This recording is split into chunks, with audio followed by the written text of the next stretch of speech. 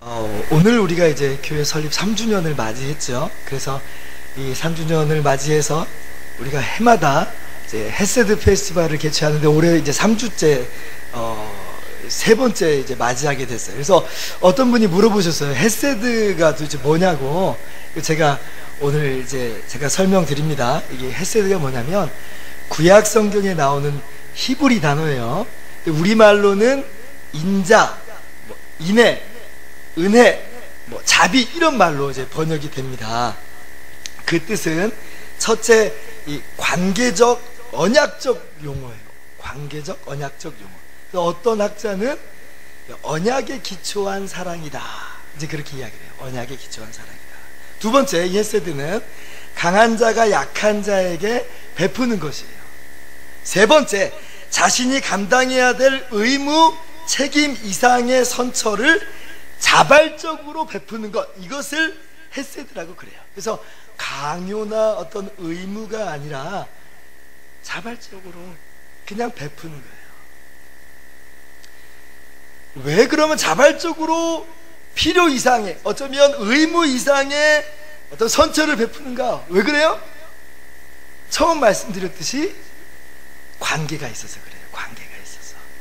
이 성립된 관계 때문에, 다시 말하면 언약 때문에 하나님께서 호의를 베풀어 주신다. 그래서 이 말에 대응하는 신약 헬라어 단어가 카리스예요. 카리스. 헤세드로 대응하는 단어가 카리스. 그리고 우리말로는 은혜라고 그래요. 은혜. 그래서 우리 예수은혜교회 이 설립 3주년 감사 예배 때 은혜 페스티벌이 열리는 거고 은혜 오케스트라가 연주하는 거예요. 이 모든 게 다 은혜다. 네, 그래서 여러분이 헤세드라는 단어, 그리고 카리스라는 단어가 그런 뜻이구나 라는 것을 여러분이 좀 아시면 좋겠습니다. 왜 그럼 맨날 은혜냐? 왜 맨날 은혜냐? 왜냐하면 우리는요, 이 하나님의 은혜가 아니면 살아갈 수가 없는 사람들이기 때문에 그래요. 우리 모두가 다 죄인들이잖아요. 죄인들. 완전히 파선해버렸고 실상 아무런 소망도 희망도 없는 그런 사람들이잖아요. 은혜 없으면 우리는 끝장이에요. 그런데 하나님께서 그런 우리에게 은혜를 베풀어 주시더라. 그것이 우리가 들은 복음이에요. 오늘 본문을 보면 우리의 처지와 똑같은 한 사람의 이야기를 우리는 만나볼 수가 있어요. 그 사람의 이름이 뭐냐면 나오미예요. 나오미. 여러분, 나오미의 별명이 뭐냐면 여자 욥이에요. 여자 욥. 욥 그러면 고난받는 사람의 대명사잖아요. 세상에 그렇게 성경에서 고난 극심하게 받은 사람이 없어요.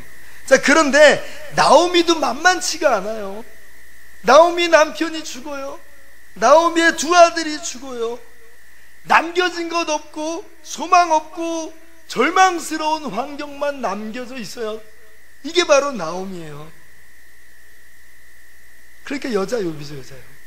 그런데 하나님께서 이 나오미를 어떻게 채워가시는가 하는 게 이 룻기예요. 텅 비어버리고 절망과 낙심 가운데 무너져버린 인생을 다시 한번 세워주시는 그 하나님의 놀라운 헤세드를 보여주는 게 바로 이 룻기예요. 우리가 이제 오늘부터 시작해서 앞으로 12월 말까지 이 룻기를 계속 쭉 살펴볼 거예요. 그래서 이 말씀을 통해서 하나님의 헤세드, 하나님의 그 언약적 사랑, 그것이 얼마나 크고 놀라운지를 더 깊이 맛보고 누리시기를 주님의 이름으로 축원합니다. 자, 그럼 오늘 먼저 말씀 1절을 보면 룻기의 시대적 배경을 우리가 발견할 수가 있어요. 1절 상반절을 보면 사사들이 치리하던 때에 그 땅에 흉년이 드니라, 이렇게 이야기를 하죠. 자, 우리가 그래서 이 말씀 보면서 이 시기가 사사들이 치리하던 때, 즉 사사기 시대라는 것을 우리가 알 수가 있죠. 자, 여러분, 사사기 시대가 어떤 시대인가요? 룻기 바로 앞장에 보면 사사기가 나와요. 그리고 그 사사기 제일 이 마지막 절에 이런 구절이 나와 있습니다. 보면, 자, 그때에 이스라엘의 왕이 없으므로 사람이 각기 자기 소견에 옳은 대로 행하였더라, 이런 말씀이 나와요. 이게 뭐냐면 지금 사사기의 이 영적인 상황들, 배경을 단적으로 보여주는 말씀이에요. 왕이 없었나요? 이스라엘에 지금 당시에 왕이 없었나요? 물론 눈에 보이는 왕은 없어요. 그러나 정말 왕이 없느냐? 그렇진 않아요. 왜냐하면 하나님께서 이스라엘 민족의 왕이시거든요. 그저 다른 이방 민족들처럼 눈에 보이는 왕이 없었을 따름이지, 하나님께서 이스라엘 백성을 애굽에서 출애굽시키시고, 하나님께서 이스라엘 백성을 가나안 땅으로 인도하여 들이시고, 하나님께서 이스라엘 백성을 항상 보호하여 주시고 위기 때마다 구출하여 주시는 진짜 왕이 계세요. 하나님이에요, 하나님. 그런데 지금 사사기에 이 이스라엘 백성들은 어떤 모습이냐면, 그 왕이신 하나님의 말씀을 따르는 것이 아니라 그저 자기 멋대로 살아가 버리는 인생으로 전락해 버렸다. 이게 바로 사사기의 시대상. 그래서 그 징벌로서 사사기를 보면 하나님께서 이방 민족의 압제 가운데 놓으시죠. 깨달으라고, 돌아오라고, 하나님께로 나오라고. 그래서 이 이스라엘 백성이 이 하나님께 잘못했다고 회개하고 돌아와요. 그러면 아무것도 한 거 없는데 그냥 하나님께서 구원자 사사를 보내셔가지고 그 위기 때마다 구출해내세요. 근데 이스라엘 백성이요, 그렇게 구원받으면 너무 감사해서 이제는 정말 다시는 하나님 떠나지 않겠습니다, 그렇게 살아가는 게 아니라 점점 다시 또 타락하고 우상을 섬기고 하나님 말씀을 떠납니다. 얼마나 어이없는 상황이에요. 그런 이스라엘의 모습이 6번이나 반복, 6번이나 최소 6번. 이스라엘 백성이 회개하고 돌아올 때마다 이방 민족의 압제 속에서 구원하시는 하나님의 놀라운 역사를 우리는 사사기를 통해서 보는 거예요. 그런데 이스라엘 백성은 6번이나 넘어졌다는 거예요. 또 넘어지고 있다는 거예요. 이게 바로 이 사사기의 시대예요. 1절에 사사들이 치리하던 때라는 말은 그러한 시대적 상황, 암울한 영적 상황을 내포하고 있는 구절이다 하는 거죠. 자, 그때에 지금 어떤 일이 벌어지냐면 그 땅에 흉년이 들어요. 흉년이. 자, 이때의 흉년은 지금 단순히 농사가 평소보다 잘 안 된 그런 수준이 아니에요. 그야말로 이게 지금 아무것도 얻지 못하는 그런 흉년이에요. 예를 들면 이 비가 한 방울도 안 내리면 농사 어떻게 져요? 그냥 그거 다 말라버리고 타 죽어버리는 거예요. 아니면 메뚜기 떼가 이 전국을 다 휘몰아쳤다고 생각해 보세요. 모든 것들을 다 갉아먹었어요. 남은 게 없어요. 지금 여기 나오는 흉년이라는 단어는 바로 그런 단어예요. 농부들이 이 텅 빈 들녘을 보면서 망연자실, 정말 손 놓을 수밖에 없는 흉년, 이게 바로 지금 1절에 나오는 이 흉년이에요. 그러니까 먹고 사는 문제를 걱정 안 할 수가 없죠. 아무것도 얻지를 못하니까. 만약 우리도 이런 흉년을 맞이하게 된다면 아마 우리 중 누구도 그저 가만히 있을 수 없는 아마 그런 처지이고 그런 위기 상황이라 할 수 있어요. 자, 그러면 왜 지금 이스라엘 땅에 흉년이 몰아닥쳤는가? 성경이 거기에 대해서 지금 자세히 밝히지 않는 것처럼 보이지만 힌트를 찾을 수가 있어요. 6절 말씀 보면 6절 상반절에 보니까, 자, 그 여인이 모압 지방에서 여호와께서 자기 백성을 돌보시사 그들에게 양식을 주셨다 함을 듣고, 이렇게 얘기해요. 자, 이 말은 기근이 끝났다는 소식이에요. 그런데 지금 그것을 뭐라고 표현하냐면 여호와께서 자기 백성을 돌보셨다, 이렇게 표현해요. 그럼 기근은 뭐라는 얘기예요? 하나님이 돌보시지 않았다라는 말 아니겠어요? 뒤집어 말하면, 그래서 이전의 이 기근은 이스라엘 백성을 향한 하나님의 심판이요 징계라, 이렇게 우리가 가늠해 볼 수가 있는 거예요. 왜 그 땅에 흉년이 임하는가? 사사기의 암울한 역적 상황 속에서 징계하심으로, 그리고 사실은 그러므로 말미암아 돌아오라고 하시는 하나님의 이 섭리의 손길이었다라고 우리가 깨달을 수가 있어요. 실제로 이스라엘 사회는 지금 우리하고 다릅니다. 신정일치 사회죠. 재정일치 사회예요. 그래서 이 하나님께서 일찍이 이스라엘을 징계하시는 방법 중에 하나가 이 기근이에요. 기근.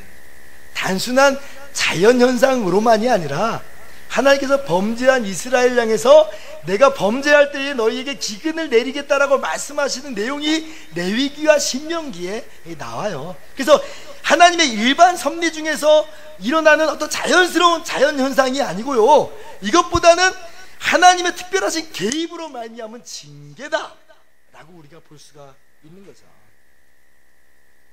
자, 그렇게 흉년이 들었어요. 흉년이 들었어요.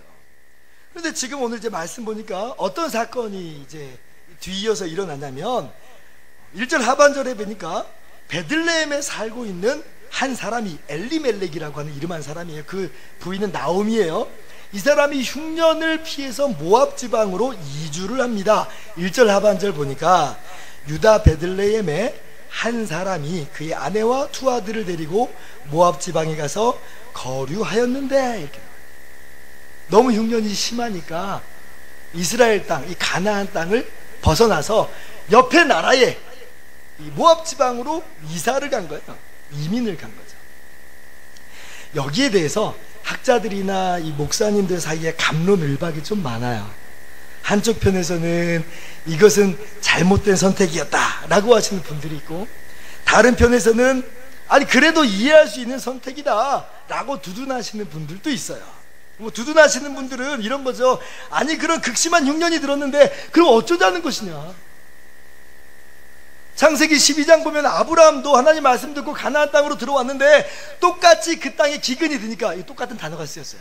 똑같이 그 땅에 기근이 드니까 애굽으로 내려가지 않았느냐. 아브라함도 그랬었는데 지금 누가 이 엘리멜렉을 비난할 수 있겠느냐, 이렇게 말하는 분들이 있어요. 그래서 네가 그 입장에 한번 들어가 봐라. 넌 어떻게 하나? 넌 어떻게 하나? 어떤 장사가 버텨내겠냐는 거예요. 그리고 여기서 이 거류라는 단어가 쓰였는데, 이 단어는 잠깐 머물겠다는 거예요. 내가 그냥 아예 이스라엘 땅 떠나서 나는 그냥 내 멋대로 살아버리겠다가 아니라 지금 흉년이 드니까 잠깐 이 내리는 소나기 피하겠다는 거예요. 그리고 돌아오려는 마음이 이 안에 있는 거죠, 사실은. 그러니까 여기에 대해서 우리는 뭐라 할 수 없다. 네, 그런 심정을 우리가 충분히 이해하고 헤아려 볼 수 있죠. 당장 먹을 것이 없는데 아이들은 보채고 손가락 빨면서 울고 있어요.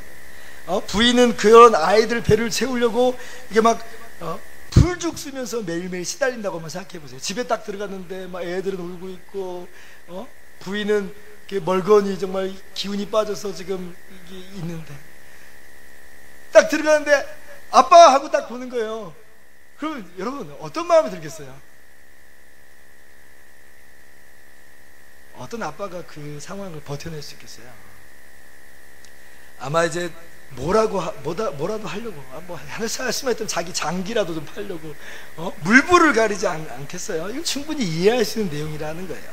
자, 그러나 여러분, 그럼에도 불구하고 이것은 그렇게 두둔만 할 그런 상황만은 아니에요. 왜냐하면 이스라엘 민족에게는 그들이 거하는 가나안 땅, 이스라엘 땅이 의미하는 그 의미가 결코 작지 않기 때문에 그래요. 이 땅은 지금 하나님이 종살이하던 이스라엘 백성을 출애굽시켜서 가져다 놓은 땅이에요. 하나님이 약속하셨고 하나님이 이끌어 놓으신 땅이에요. 그래서 이스라엘 백성이 가나안 땅을 정복했고 정착했어요. 비록 지금 이스라엘 백성의 죄악 때문에 얼룩지고 엉망진창이 되어버렸지만, 그럼에도 불구하고 이 땅은 하나님이 약속하신 땅, 하나님이 허락하신 땅, 하나님이 축복하신 땅이에요. 함부로 포기하거나 함부로 내려놓을 수 없는 그런 것들이라 하는 거예요. 이게 단순히 이사나 이민의 문제가 아니고 사실은 그래서 신앙 공동체의 이야기다. 게다가 이 엘리멜렉이 이 모압 지방으로 가는데 정말 도저히 먹을 것이 없어서 벼랑 끝에 몰려서 지금 떠난 것이냐? 그렇지 않아요. 21절 한번 보시면 나오미의 고백이 나오는데 거기 뭐라고 나오냐면 내가 풍족하게 나갔더니 그래요. 이 말이 무슨 말이에요? 흉년이 있어요. 위기 상황이에요. 그러나 지금 아직은 버틸 만한 여력이 있는 때예요. 그래서 더 큰 위기가 닥치기 전에 내가 이러다가는 이거 남은 것들도 다 털어먹게 생겼어 라고 생각하면서 선제적으로 움직였다는 거예요. 그리고 무엇보다도 엘리멜렉이 떠났는데 그럼 다 떠나버렸느냐? 그렇지 않죠? 엘리멜렉처럼 떠나지 않고 남아있는 많은 사람들이 있어요. 아니 그럼 그 사람들은 왜 지금 안 떠나고 이스라엘 땅에 머물러 있는 거예요? 그 사람들은 뼈가 좀 더 두껍습니까? 19절에 나오미가 돌아올 때 보면 온 성읍이 그들로 말미암아 떠들며 이르기를 그렇게 기록되어 있어요. 그래서 나오미 가족의 이주, 엘리멜렉 가족의 이주는 그 당시에 지역 주민들 사이에 하나의 큰 이슈가 됐다는 거예요. 다들 지금 힘든데 버티고 있는데 지금 한 가족이 떠난 거예요. 나머지 이스라엘, 이 베들레헴 주민들, 이스라엘 백성들은 그 흉년 속에서도 어떻게 하든지 여전히 남아있는 사람들이었다. 그래서 오늘 본문이 직접적으로 평가하지는 않지만 엘리멜렉의 이주, 이 나오미 가족의 이주는 이해할 수는 있어요. 이해할 수 있어요. 충분히 이해할 수 있어요. 그러나 올바른 선택은 아니었다. 눈앞에 당장 놓여있는 큰 위기를 피하기 위해서 그저 눈에 보기에 좋은 것을 찾아간 지극히 인간적인, 그러나 누구도 손가락질할 수 없는, 왜? 우리들의 모습이니까. 너무나 평범한 우리들의 이야기예요. 그래서 이 엘리멜렉의 이 이주는 단순히 한 가족의 이야기가 아니라 실상 사사기 시대의 이스라엘 민족의 모습을 보여주는 축소판이에요. 그들의 모습을 그대로 투영시켜주는 자화상이에요. 이스라엘 백성이 지금 모두 다 엘리멜렉 같은 사람인 거예요. 쉽게 말하면 자기 소견에 옳은 대로 행하고 있는 이스라엘의 모습을 우리는 엘리멜렉이라는 평범한 한 가족의 모습에서도 발견하고 있는 거죠.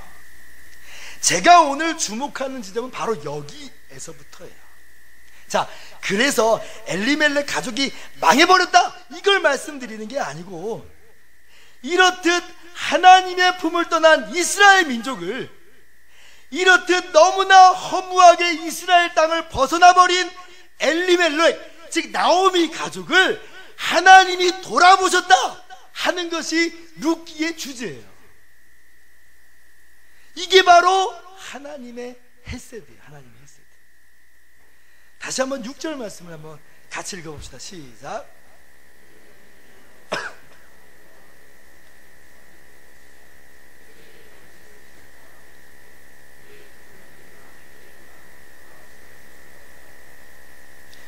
(10년이) 지났어요. 10년이 지났어요.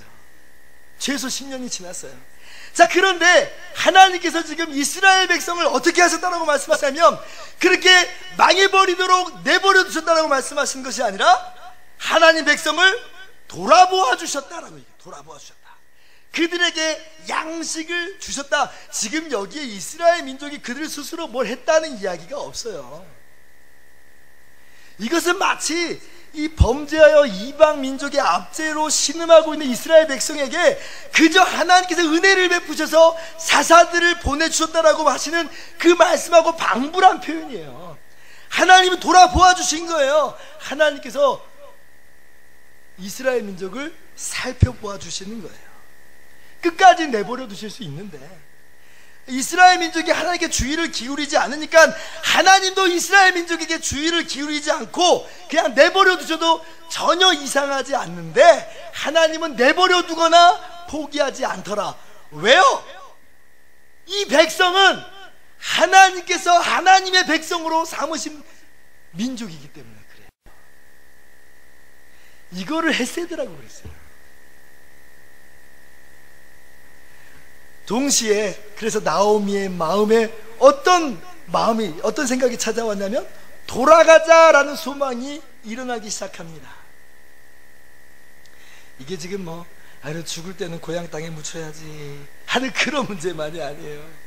나오미를 움직이는 힘이 있어요. 이건 단순한 향수가 아니라 그 고향 땅에 은혜를 베풀어 주셨다는 소식, 바로 그 소식이 나오미의 마음을 움직인 거예요. 은혜 없는 자신의 모습 같아 보이는데 지금 저 이스라엘 땅에, 그 땅에 하나님의 은혜가 임했다. 제멋대로 하나님의 약속하신 하나님이 허락하신 땅을 벗어나 버린 나오미에게 그대로 그냥 내버려 두어도 전혀 아쉬울 것이 없는 하나님께서 이스라엘을 포기하시지 않는 것처럼 나오미의 마음을 다시 한번 붙들고 계시더라. 이것이 하나님 헤세드예요.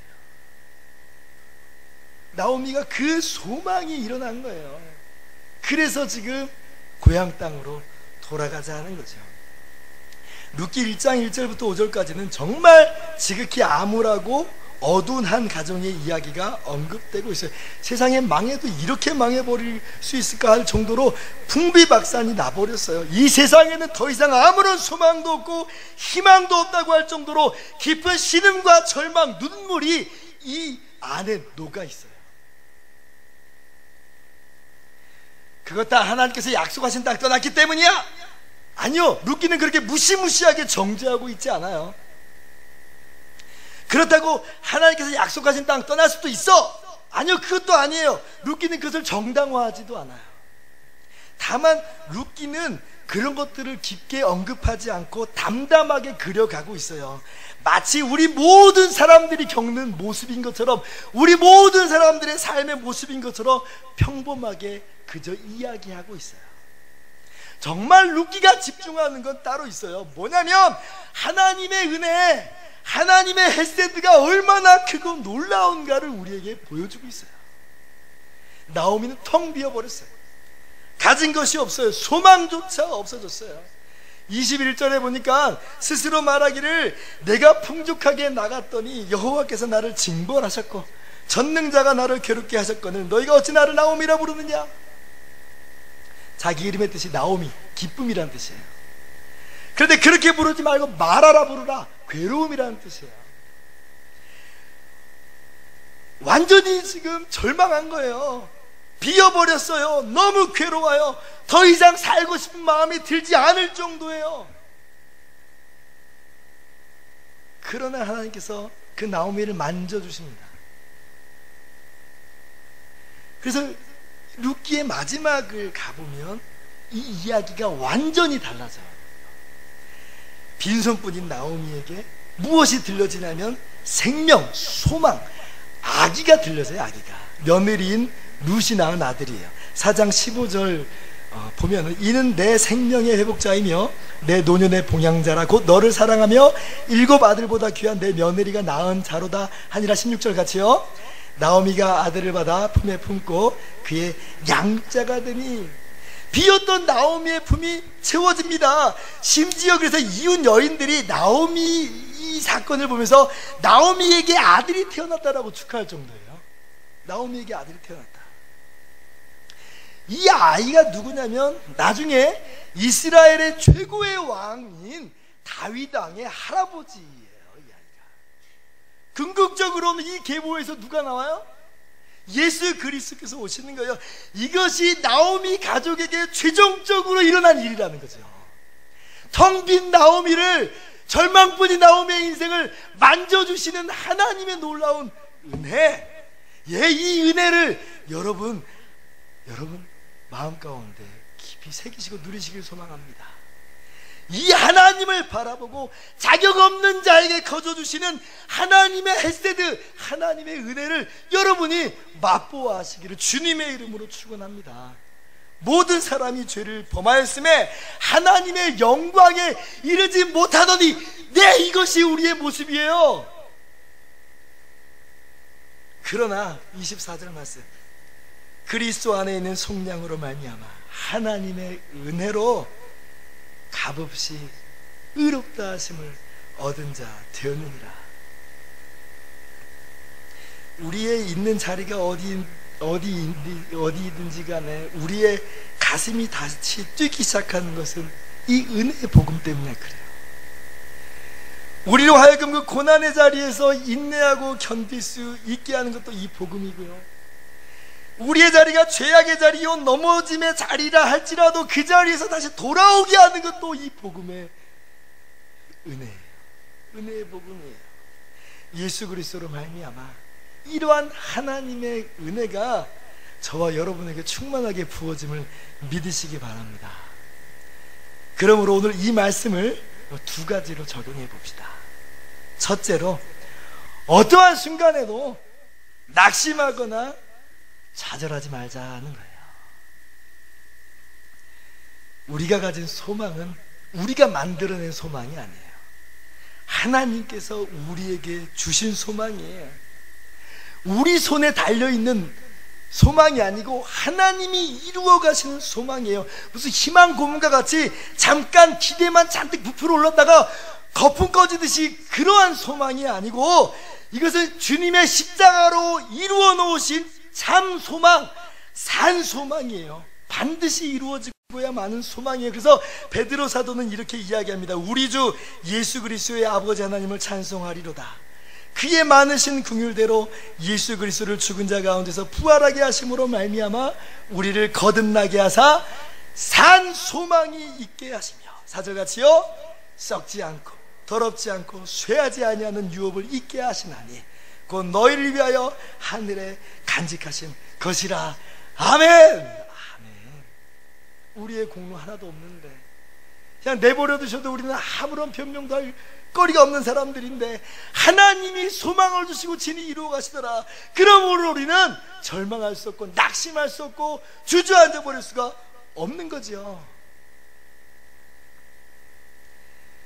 유머 작가인 신상훈 씨가 터널에 대해서 쓴 글이 있어요. 터널 안은 갑갑하고 절망적이고 괴롭다.